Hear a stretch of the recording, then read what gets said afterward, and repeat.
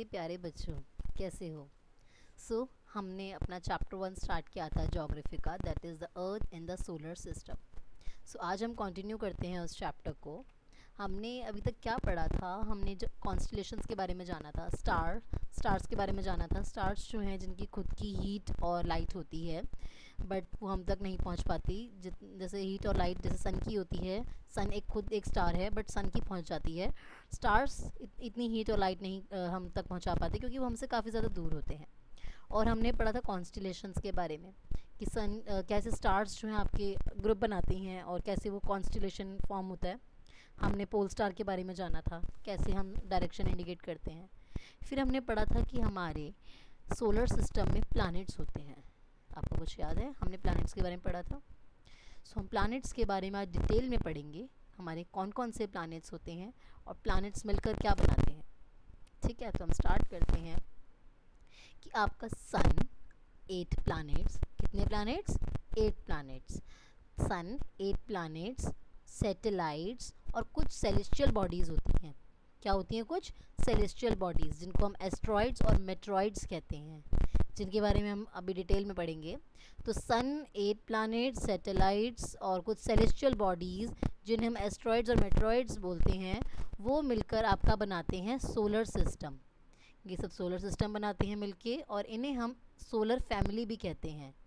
और उसमें सन को उसका मुखिया कहा जाता है, हेड कहा जाता है। उस सोलर फैमिली में, सोलर सिस्टम में सन को उनका मुखिया यानी हेड कहा जाता है। ठीक है, अब ये अगर आप सोलर सिस्टम देख पा रहे हो तो सबसे क्लोज अगर आप देख पाएँ, ये आपका सन है, यहाँ पे सन जो हेड है, और यहाँ पे सारे प्लैनेट्स हैं। सबसे क्लोज कौन सा दिख रहा है? सबसे ज़्यादा पास कौन सा प्लैनेट है? वो है आपका मरकरी। देख पा रहे हैं आप? तो सन के सबसे क्लोज जो प्लैनेट है, देखिए सन की सबसे क्लोज प्लैनेट वो है मरकरी। ठीक है, मरकरी के बाद आता है आपका वीनस। वीनस के बाद वो जगह जहाँ पे हम और आप मिलकर रहते हैं, वो है आपका अर्थ। उसके बाद है आपका मार्स। यहाँ पे ये जो स्पार्कलिंग्स आप देख रहे हैं, this is known as asteroid belt. यहाँ बीच में आपकी आ रही है एस्ट्रॉयड बेल्ट, ये भी जानेंगे क्या होता है। फिर ये है आपका जुपिटर, ये आपका जुपिटर है, ये सैटर्न है, और ये यूरेनस और नेपट्यून। तो टोटल आपके ये हैं 8 प्लैनेट्स। ये आपकी नंबरिंग आपको पता है किस तरीके से दी जाती है? ये दी जाती है नंबरिंग सन से कितनी दूरी है। अब सन से सबसे क्लोज मरकरी है, तो सबसे पहले अगर जब भी हम प्लैनेट्स के नेम बताएंगे, सबसे पहले मरकरी का नाम बताएंगे। सेकंड नंबर पे वीनस बताएंगे, क्योंकि सेकंड नंबर पे मरकरी के बाद सेकंड नंबर पे वीनस आता है। थर्ड नंबर पे अर्थ आता है। फोर्थ नंबर पे मार्स, फिफ्थ पे जुपिटर, सिक्स्थ पे Saturn, eighth pay Uranus and ninth पे नेपट्यून। ठीक है, अब ये जिस पाथ पे घूमते हैं उसको इनका ऑर्बिट कहते हैं। ये देख रहे हो, ये जो सर्कल बना हुआ है, ये वाइट कलर का सर्कल देख रहे हो, मरकरी का सर्कल देख रहे हो। तो ये राउंड करते करते करते करते इसमें यहाँ पे ये पूरा राउंड कवर करता है। राउंड होते होते ये पूरा ये राउंड कवर करते हैं, ये वाइट कलर का जो है। तो मरकरी जो है सन के आसपास घूमता है इस अपने पाथ में, इसे इसके ऑर्बिट कहेंगे। तो जो अपना टर्न पूरा लेता है उसको लगते हैं 88 डेज़। 88 डेज़ लगते हैं मरकरी को एक राउंड पूरा करने में। ठीक है, और अपने ही एक्सेस पे जो घूमती है, अपनी ही जगह पे जब घूमती है, अपनी ही जगह है इधर, जब घूमते घूमते इसे 59 डेज़ लगते हैं। अब वीनस की बात करते हैं। वीनस जो आपका सेकंड प्लैनेट है, उसको जो है टोटल 255 डेज़ लगते हैं सन की ये राउंड लगाने में। सन के पास ये जो राउंड लगाने में उसको लगते हैं 255 डेज़। और अपनी ही जगह जो ये घूमता रहता है, एक अपनी जगह पर पूरा घूमने में उसको 243 डेज़ लगते हैं, अपनी जगह का पूरा राउंड कवर करने में, घूमते घूमते घूमते घूमते घूमते घूमते। तो अपनी ही जगह पे राउंड कवर करने में इसको लगते हैं 243 डेज़। बाकी और प्लैनेट की बात करते हैं। अब आते हैं थर्ड प्लैनेट अर्थ, जिस पे आप और हम मिलकर सब रहते हैं, जिसमें सारी ह्यूमन बींग्स रहते हैं। तो ऑर्बिट अर्थ को कितना टाइम लगता है? अर्थ को लगते हैं 365 डेज़। अर्थ को सन का चक्र लगाने में, सन के आसपास राउंड लगाने में, अपने राउंड जो पाथ है इस पर राउंड लगाने में 365 डेज़ लगते हैं। 365 डेज़ का मतलब समझ रहे हैं आप? 365 डेज़ मतलब एक साल। जब ये पूरा 1 साल यहीं से पूरा होता है। जब भी आप देखते हो ना आपका 1 ईयर कंप्लीट हो गया, तो 1 साल कैसे कंप्लीट होता है, वो जब अर्थ इस पे अपना पूरा राउंड कंप्लीट करती है सन के आसपास, तब आपका 1 साल पूरा होता है।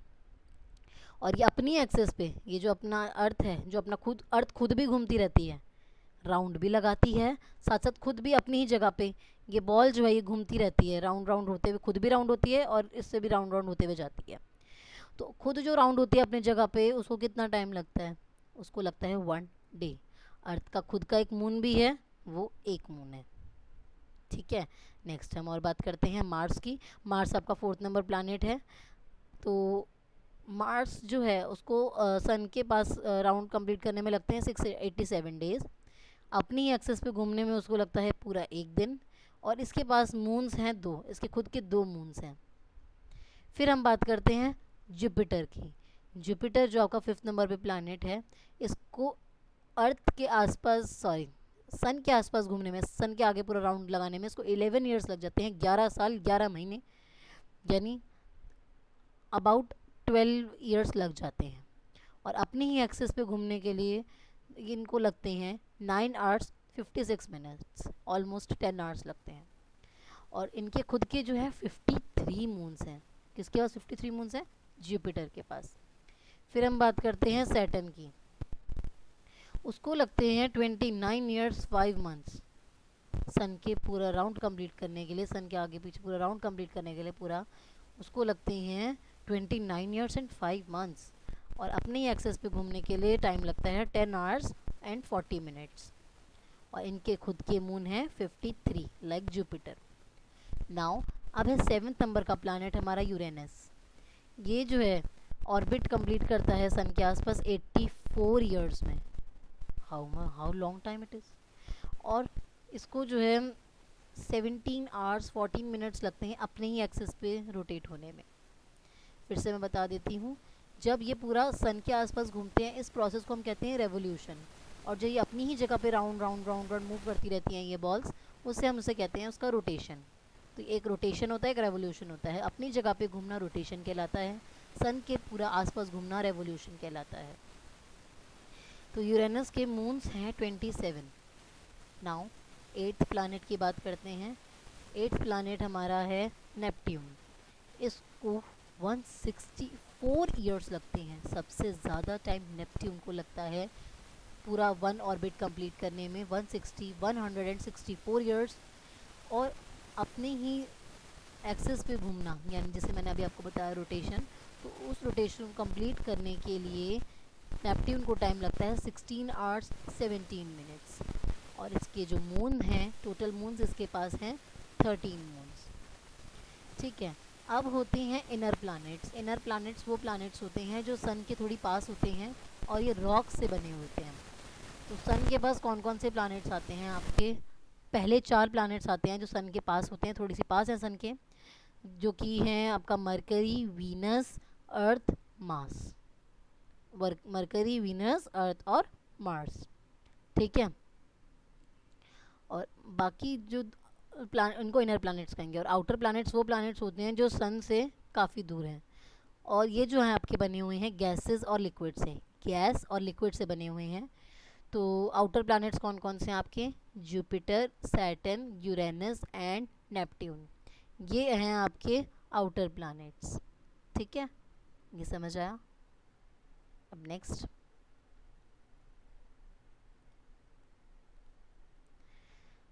सोलर सिस्टम के बारे में आपको समझ आया? नाउ सोल जो है रोमन माइथोलॉजी के अनुसार सन गॉड को कहा जाता है। सोलर, जो सोलर सिस्टम में जो सोल आता है उसमें सन गॉड, सूर्य भगवान को कहा जाता है। सोलर का मतलब होता है सन से रिलेटेड। तो जो फैमिली है वो सन की फैमिली है, क्योंकि सन हेड है उसके, तभी इसका नाम सोलर सिस्टम रखा जाता है। अब बात फिर से करते हैं, सन क्या है? सन जो है सेंटर में होता है सोलर सिस्टम में, एकदम बीचों बीच होता है सन। ये जो है बहुत बड़ा होता है और हॉट गैसेस से मिलकर बना होता है। बहुत ज़्यादा हॉट गैसेस होती है, तभी सन से बहुत ज़्यादा गर्मी लगती है, बहुत धूप आती है, बहुत गर्मी लगती है हमें, क्योंकि ये बहुत ज़्यादा हॉट गैसेस से मिलकर बना हुआ है। ठीक है, ये प्रोवाइड करता है सोलर सिस्टम को फोर्स। जो आसपास वो घूमती रहते हैं ऑर्बिट पे, तो ये उनको फोर्स प्रोवाइड करता है। कौन? सन। सन जो है एक सोर्स है जिससे हमें हीट और लाइट मिलती है। जब सनलाइट होती है तो आपको क्या लाइट की ज़रूरत होती है? नहीं, क्योंकि सनलाइट इतनी स्ट्रांग है कि आपको दूसरी लाइट की ज़रूरत ही नहीं है। तो सन से आपको हीट और लाइट दोनों मिलती है, गर्मी मिलती है। सन से कितनी ज़्यादा गर्मी मिलती है, बट जितनी ज़्यादा हीट इसमें होती है ना, इतनी हीट अभी तक हमारे तक पहुंचती नहीं है, क्योंकि हम थर्ड नंबर पे हैं। सबसे ज़्यादा मरकरी पे पहुंचती होगी जो फर्स्ट नंबर पे है, वीनस से पहुंचती होगी।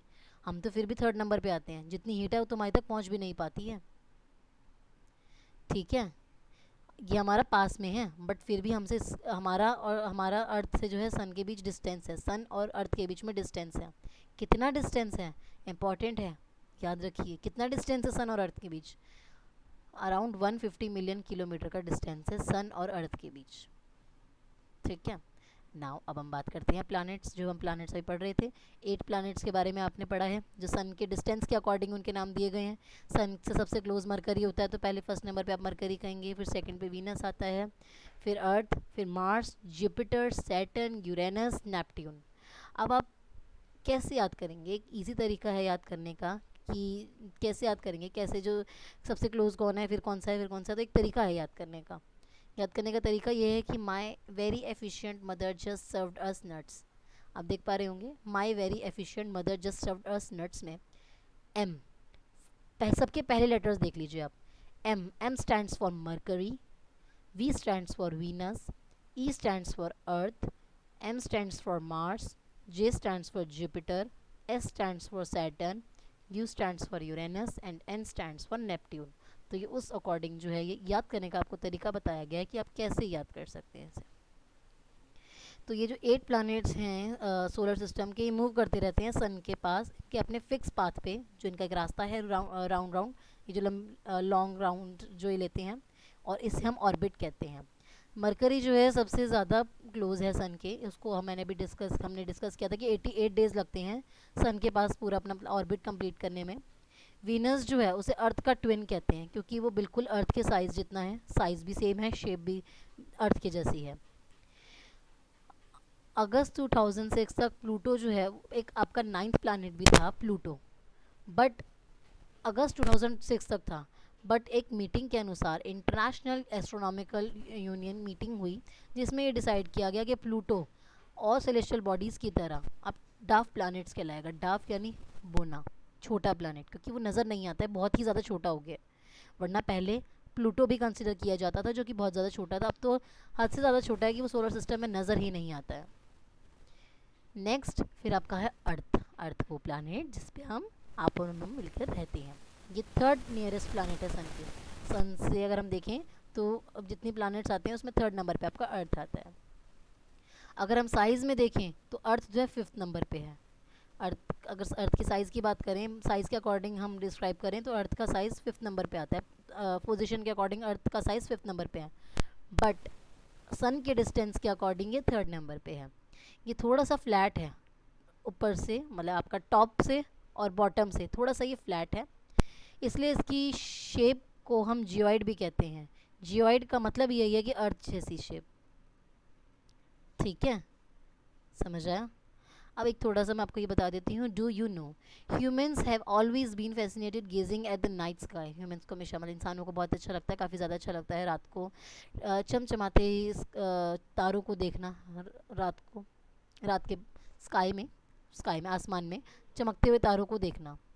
जो लोग सेलेस्टियल बॉडीज़ और उनकी मूवमेंट्स के बारे में पढ़ते हैं, अभी हमने पढ़ा ना सेलेस्टियल बॉडी और उनकी मूवमेंट के बारे में जो लोग पढ़ते हैं उन्हें हम एस्ट्रोनॉमर्स कहते हैं। आर्यभट्ट, अगर आपने नाम सुना हो, आर्यभट्ट एक फेमस एस्ट्रोनॉमर थे इंडिया में बहुत पहले। उन्होंने कहा था मून और जो प्लैनेट्स हैं वो शाइन करते हैं, वो चमकते हैं। मून और बाकी प्लैनेट्स चमकते हैं, क्यों? क्योंकि सनलाइट जो है रिफ्लेक्ट करती है उनके ऊपर से। तो आजकल जो एस्ट्रोनॉमर्स हैं वो काफ़ी ज़्यादा बिजी हैं यूनिवर्स के बारे में पता लगाने के लिए। आपने चंद्रयान के बारे में भी सुना हो। होपफुली आपको ये समझ आया होगा। Thank you so much. Please like and subscribe my channel. Thank you. अगली वीडियो नेक्स्ट क्लास के